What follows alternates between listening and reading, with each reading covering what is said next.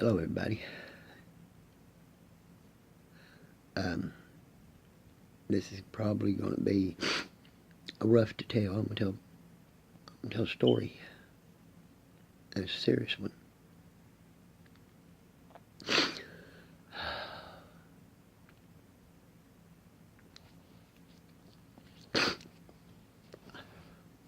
Back when I was growing up, I grew up in at the Poto Pentecostal Church of God.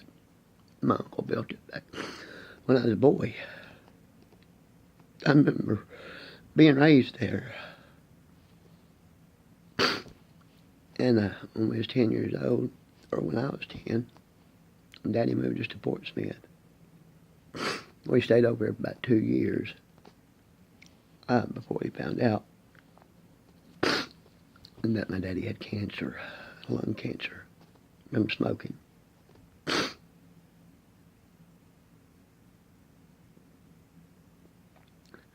And I just guess I wasn't able to handle it. I wasn't grown up enough to know. All I knew is I didn't feel that it was fair. I felt very cheated.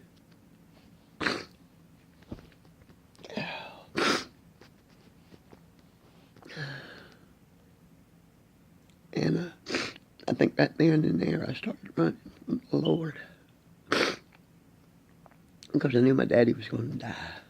Back then when they gave you a death sentence, unless God healed you, you was dead.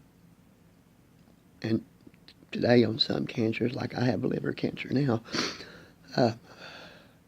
statistics show I won't make it.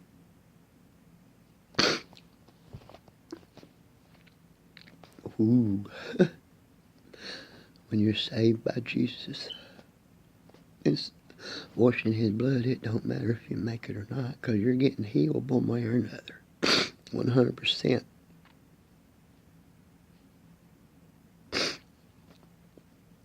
When I was 16 years old, I had moved to my aunt's because I knew Daddy was going to die, and he died when I was 13, and he had a birthday on the 25th of July. I turned him 56 years old. And on the 30th of July. And on August the 6th, just one week later, he died.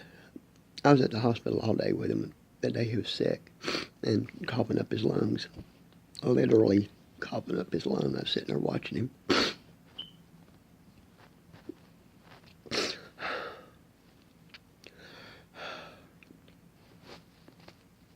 It hurt really bad, and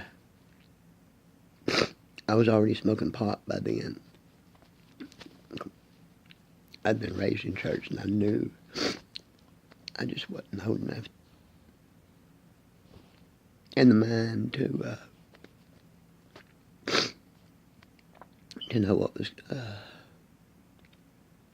I couldn't handle it. I just flat couldn't handle it. Just like that. And I don't want no snot on my face. Is there any there? Snot everywhere. I tell y'all people, y'all just don't know. We ought to see his shirt. Toilet paper won't do it, and then my shirt soaking wet with snot.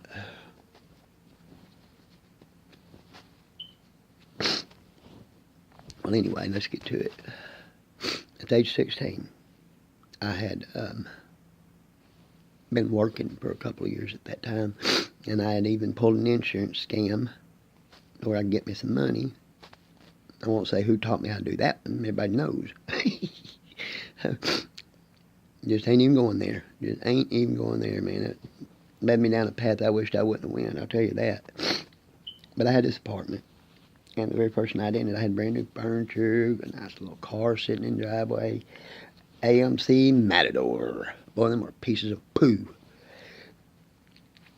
And that's a good word. Anyway, I was having a party. Otis, my best friend at that time, was here. He was there.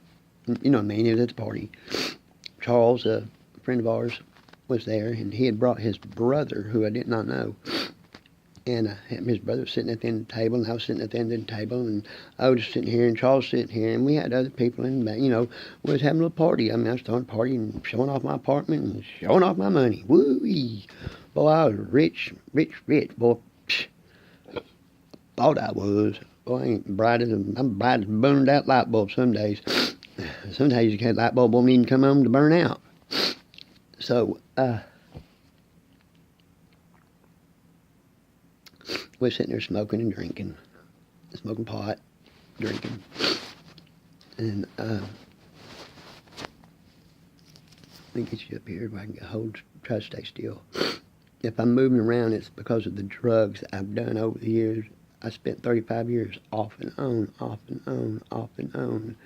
until eventually it led to this liver cancer. You can't put methamphetamine in your body. You can't put cocaine in your body. You can't expect to put anything foreign that is a demon from hell, because there is demon. You're demon possessing yourself when you put that stuff in you. You are allowing a demon inside you who will steal your dadgum free will. Once you put that in your arm, and that demon goes inside of you. And it's a demon, people. You better hear what I'm saying, because I'm not playing. It's a demon. And demons don't travel alone. They travel in legions, because they're not powerful. Like one angel in God's come up a whole legion, because God said so.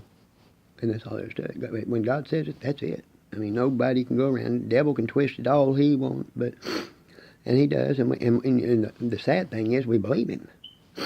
Okay? Anyway, me and Richard, Charles's brother that he had brought, Richard told me, hey, man, he said, you ever stay up, go? I'm like, oh, yeah, I've done that at time too, And I'd eaten it in a piece of toilet paper, and it'd keep me awake all night. And I didn't even know I was getting high. I just thought it kept me awake all night. I had no clue that I was getting high. I thought I was in my right mind when I didn't even know.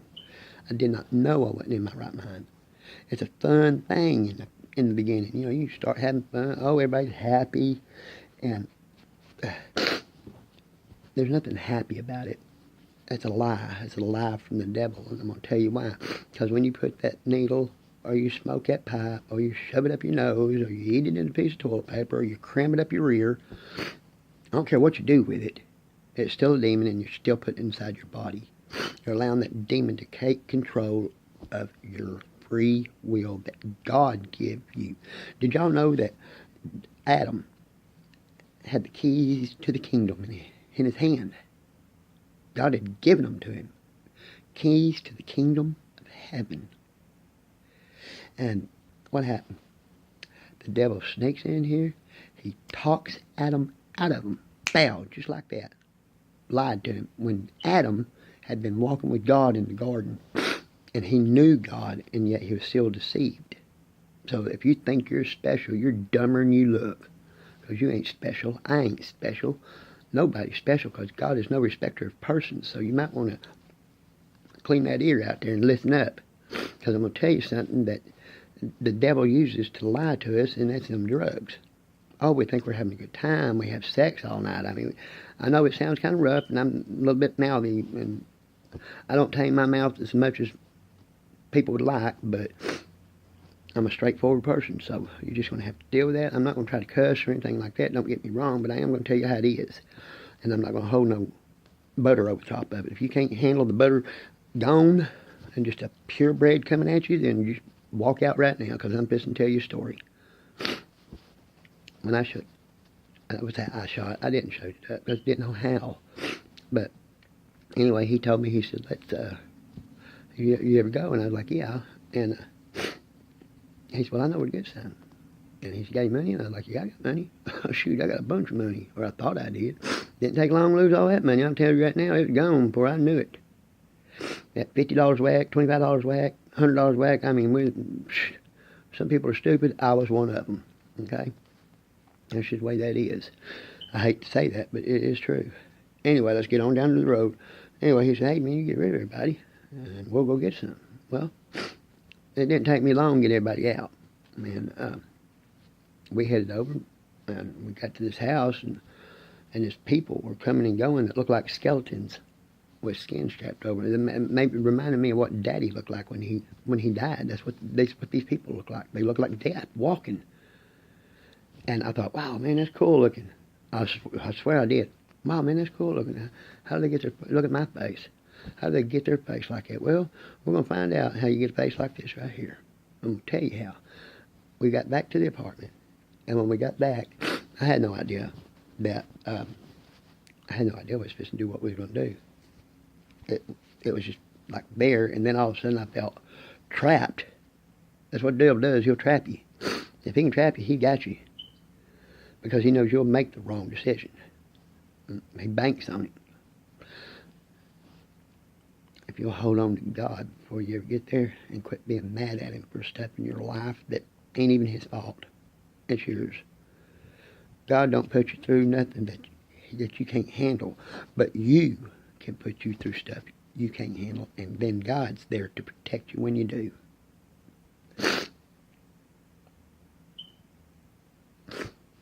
We mixed up, or I didn't. He did. He mixed up that. He goes, hey man, get a spoon and some water.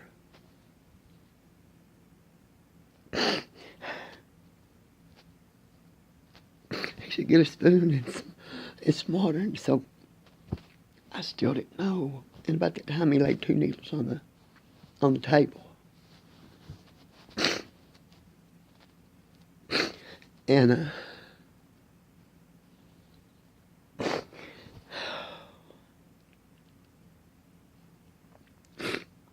he fixed that stuff up. I didn't know how to do that stuff. I watched him.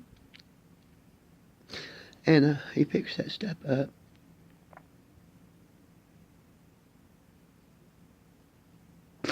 And he drawed it up in 2 needles. Put 15 in one and 15 in the other. And I held my arm out there, and he hit me with that stuff. All of a sudden, it's like somebody punched me in the stomach, and I throwed up this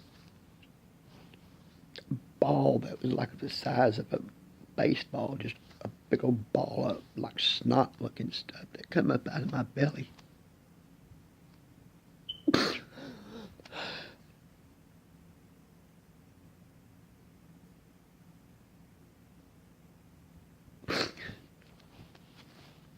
And you'd think that would scare somebody off, but all of a sudden the high made throwing up seem like it was worth it. And the throwing up goes away pretty quick. You just got to get that first out, and then it just you think you're all right. You think you're in control. You think you're doing, I mean, everything. You think you're just the king of it all. Boy, you're a smart one, boy. I tell you what, you smarty little idiot. That's what's wrong with you. Hold on.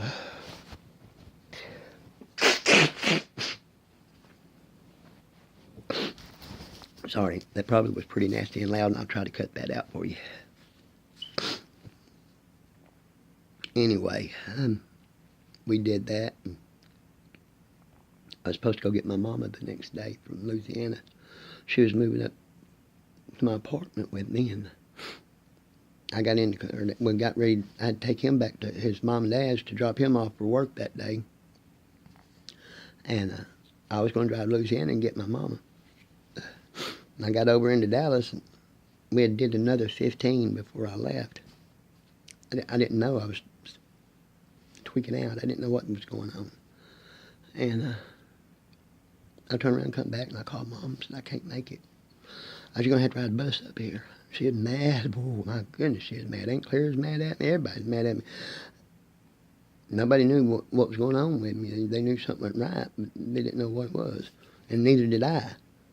I didn't even know what was wrong with me. But I did that first one, which made me want to do more because I liked the way it made my head feel. It just covered all kinds of things up. I didn't have to worry about nothing. I didn't have to think about Daddy dying and laying in that casket weighing 56 pounds. I didn't have to worry about that. I didn't have to worry about nothing. And so I found myself 6 months later so strung out that I was crying for somebody to give me one.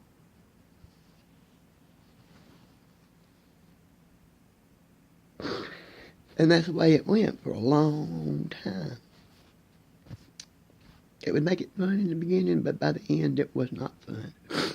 When you look down at your arm and you got a whelp that looks like somebody took a stick and whelped you, and your skin stood up where they whelped you. My skin stood up every bit of a 1/4 inch tall, with mark after mark after mark. I mean, if you'll look at my arms while I'm laying here, you'll see what I'm talking about. There's scars, and usually scars show up pretty good on a dead person, so if I'm laying here dead, then you might want to take a look. That's what you do not ever want to do, because when that happened, I gave my free will to the devil.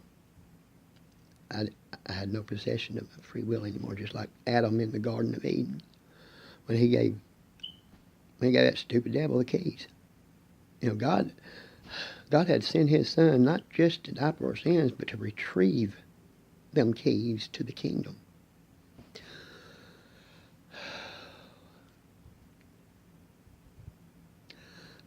Years go on. I could tell you 59,000 freaking war stories, but what good would them do?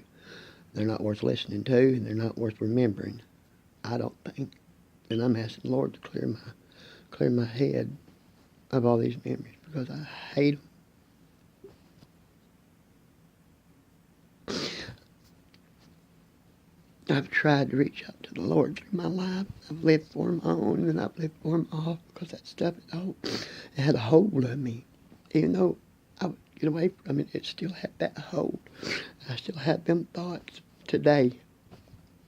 I don't have near the thoughts that I used to. I don't have the desire anymore. When people tell you you're going to die from doing methamphetamine, and that ain't what they said, but the cancer, well, I wonder what gave me cancer. Well, I'm going to tell you, when you take chemicals, and all the chemicals in methamphetamine or cocaine, or, I mean, you name it, whatever drug it is, there's chemicals in it that ain't supposed to ever enter your body, and they'll mix them together to get you high and steal your will, because you lose your will. You ain't got no power over it, not without God. And sometimes it takes holding on to God 24 hours a day, saying, Lord, I can't do it. You got to do it for me. You got to do it for me. You got to do it for me. And He will. But you got to hold on to Him. You got to pick that Bible up. You got to read it. You got to ask Him, Lord, what do you want from me? Lord, restore me. Restore me. Restore my free will. Restore my love. Restore. Because I didn't like nobody no more. I just didn't like people. People are mean. There's some of you sitting here right now are just meaner than snakes. And I'm asking that God soften your heart and till the soul of your heart into powder to where it's soft again. Because right now there's people's hearts are hard nowadays. They're born with a hard heart because life sucks anymore. Back when I was a kid in the 70s, when I was growing up, I remember being 4 or 5 years old back in 72, 73, and life was good. Man, I loved it. We went to church Sunday morning, Sunday night, Wednesday, or not Wednesday, but sometimes Wednesday, because I went to the Nazarene church. But Thursday was our nights at my uncle's church, and Saturday nights is when we kick off for Sunday morning. We'd have church on Saturday night, come back next morning, have church in the morning, have church at night. And that's if we didn't have church all day, because Uncle Clyde would have us in revival 9 days out of 10, which was good. There ain't nothing wrong with that, people. If you can find a place to go to church each and every night, it's better than finding a bar to go to. I'll tell you right now, or going to a drug house or a weed dispensary. All that ain't no right. That ain't right. I don't care. You tell me that people say all the time, I'm going to address this right now. People tell me all the time, oh, God gave us the seed that bears herb. Mustard seed, potato, okra seeds. I'm thinking like maybe herb stood for plants, maybe, and not so much for herb, like people like to call marijuana. Marijuana is a gateway to hell. I'm telling you right now, it is a gateway to hell. It's the easiest one to do because you're always happy, or you think you are, until you come down and find out you're back in reality and you done spent all your money on weed. Boom, guess what? You've lost your free will to a plant. Come on, man, wake up. Anyway, did that bump. Years go by. Let me see, the first time I got clean, I think I was, well, started doing that when I was 16, like I said. And by the time I was 17, fixing to turn 18, I was in the penitentiary. What for 'em? Shooting that stuff. But I was in the penitentiary for something I did back 6 weeks after I even started doing it. I mean, that soon the devil started tearing me down just fast as he could get it. If he can tear you down and kill you, or get you to kill yourself, or run from a car, man, the devil is a sorry dog, and that's all. The only reason he wants you is because he don't want God to have you. You're a trophy to him, and to God you're a child. Now, you want to be a child of God, or you want to be a trophy to the devil? I mean, that's exactly how it falls down. Don't be stupid. And like I said, I ain't gonna cut off. I ain't putting no butter on this. So you better, if you want butter on it, go get you a bar and just rub on the camera or something, because it ain't happening here. I'm gonna tell you like it is.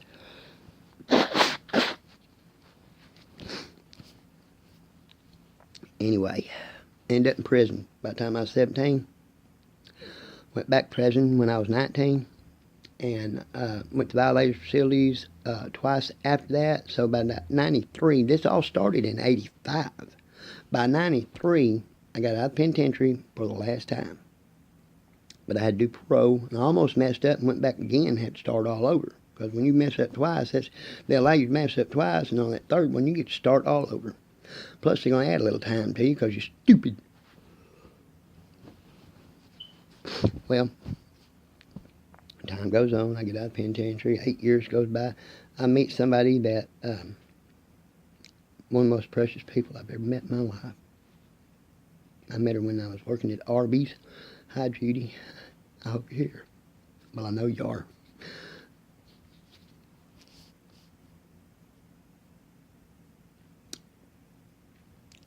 She was just,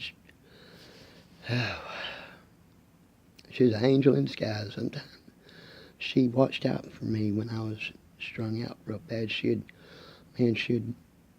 watch over me like a hawk. She didn't let nobody bother me. She loved me. I loved her. I still do. I love you, Judy. The best friend, and I want to stress this, people. You can have friends.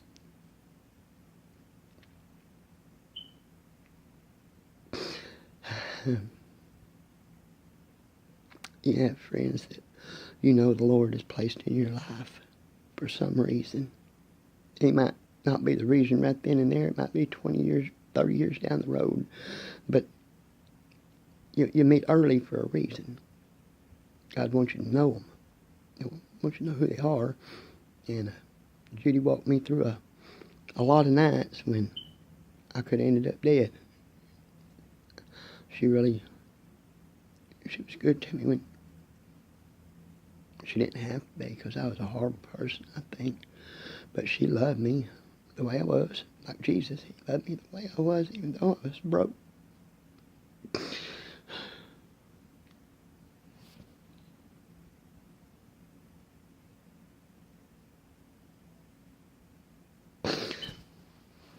I couldn't face what was wrong with me.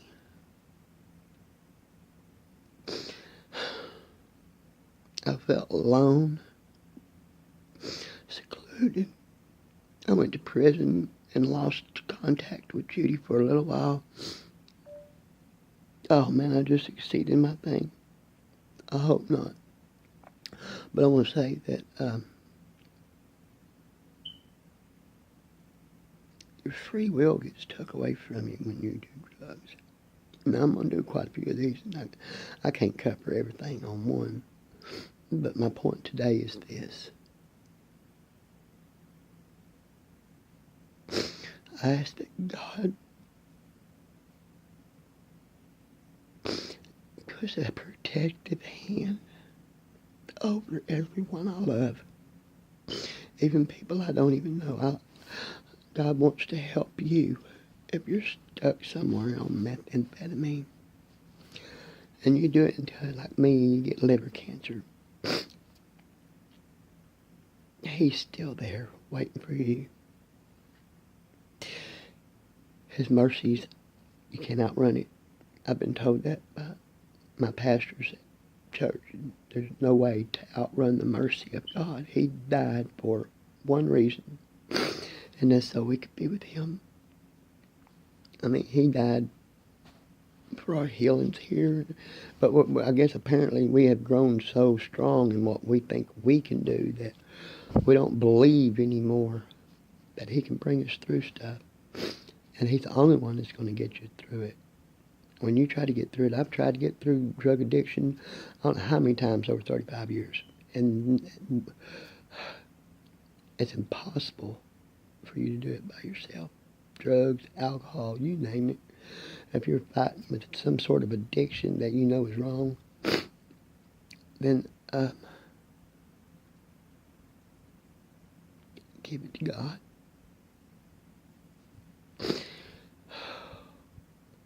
Methamphetamine is killing me. And that's a fact. But God is restoring my soul. The devil can do what he wants to his body. I don't care. All I know is my soul belongs to Jesus. Because even somebody like me, and there's quite a few of people that know me that to this day won't give me a chance because I was a drug addict, and drug addicts tend to mess up a whole bunch. I still mess up. Sometimes I get mad in daytime, and I mean, I will just go off, and that is wrong. It is wrong, and I can't. It's like I ain't got no control. Didn't I? When we talked about control, I've got my control back.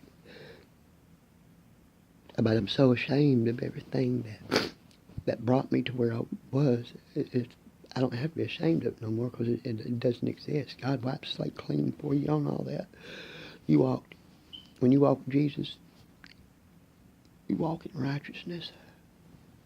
He knows you're stupid and you're dumb and you're going to make mistakes. That's the reason he saved you back here. And in the Bible, he says he forgives you for past, present, and future sin. Now, that does not mean that you don't need to be repentant, because you do. When God brings a sin to your attention, you need to be attentive of it. Golly, y'all see that? Want to see that? That's nasty. I'm trying to make sure y'all don't see a bunch of snot. That's gross. I'd want to punch me in the face if it was me. Okay. Look, God's there for you. He's there for you right now. And all you got to do is just reach out and grab his hand and say, Lord. If there's anybody listening that wants to do this, just, if you want to say it to yourself, that's fine. God can hear you. But say, Lord, I ask for your divine power over my life. I ask for deliverance from the sins in my life. I ask for deliverance. Now, some of them might not fall off immediately. That's true. Don't feel bad about it, but work on it. Don't stop working on it, because if you stop working on it, you'll go back to it. But each and every day, crucify you. In other words, put your will to the side and ask God to use his will in your life. Because, well, he's pretty smart, and he's a whole lot smarter than me. He's a whole lot smarter than you, because I'm smarter than most of you right now. But, seriously, Jesus, I ask the words that I've spoke tonight might penetrate someone's heart and lead them to you. I know I didn't get very far. There's just so much to tell.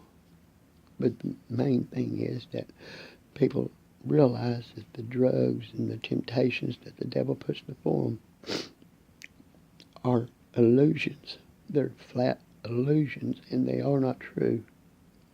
I ask that God's almighty power reveal to them the devil's lies. I ask that you make their hearts grow strong for you, and that they follow you and give you their will. If you're going to give your will away, people, Give it to God. Give your will to God. Don't give it to the devil because he's going to kill you. God's going to bring you life. And I believe that. And I ask this in Jesus' name. Amen.